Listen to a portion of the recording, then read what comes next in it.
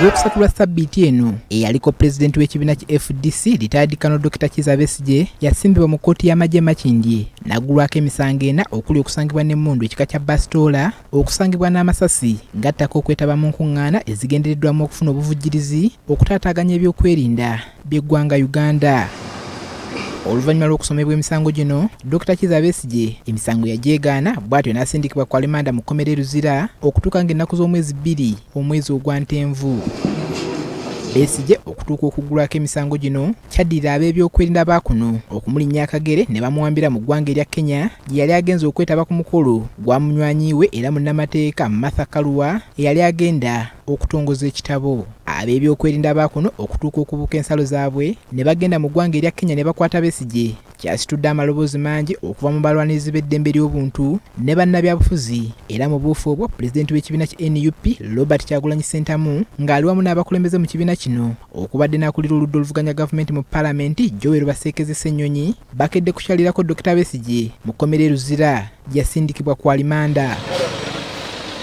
Oluvannyuma lw'okwogerako ne Besigye mu kkomera gye tutakkiriziddwa, Robert Kyagulanyi Ssentamu ayogeddeko eri bannamawulire ku mbeera gy'asanzemu Besigye. Tumulabyeko mulamu bulungi era ali strong newankubadde era embeera gye bamuyisizaamu temulese kyekimu naddala mu ndowooza bamukwatidde Kenya abantu abamukutte bannayuganda nga tebali mu uniform ya poliisi oba y'amagye. Kyagulanyi avumiridde ebikolwa byonna ebyatuusiddwa ku Dr. Kizza Besigye n'emisango egyamugguddwako gy'agambye nti mipaatiike. Engeri gye bamulesemu nga bamunyize naddala okumuvuga okuva Nairobi paka Malaba yabadde temuwa kitiibwa, naye ate okusingira ddala n'ebisangosango bye bamutaddeko ebyobwewussa ogamba nti bamukutte n'emmundu pisto 2 ng'ali Kenya, naye bannayuganda bye bamukutte amagye oba poliisi ye Kenya tennamuggulako musango gwonna. Kyagulanyi agamba nti newankubadde gavumenti ye Kenya yavuddeyo n'eyesamba ebyokwenyigira mu kukwatibwa kwa Besigye, naye tekimala ng'erina okukola ekisingawo okumatiza amawanga ago agayayanira enfuga ya demokulasiya.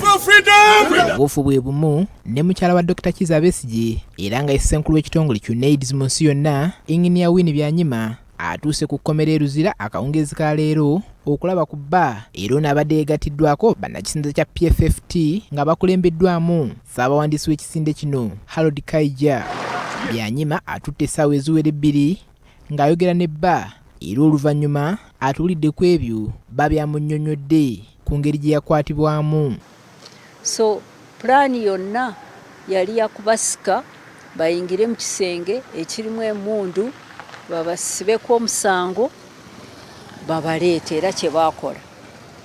Kano Besigye ne Obed Kamulegeya tebalina musango gwonna era singa bagenda mu kooti eya civilian nga bulijjo emisango egyo kooti ejja kugisuula, naye kyoba olaba abantu babatutewa mu kooti ey'amagye. Byanyima bw'atyo avumiridde ekya gavumenti okwenyigira mu bikolwa by'okutyobula eddembe ly'obuntu era gavumenti n'agiwagaabuwa ensimbi z'ekozesa mu bintu nga bino ezikolemu ebintu ebigasa eggwanga gamba ng'okwongera eddagala mu malwaliro.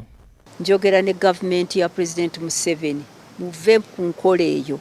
Pulezidenti Museveni kwegayiridde gwe n'abaserikale bo ssente ezo ze mukozesa okusiba abantu emisango okubanoonyereza eyo bweru nga bali mu mirimu gyabwe, muzireke wano zisomese abaana zigule eddagala, baleke okwonoona ssente nga balwana ne opposition. Opposition is part of democracy.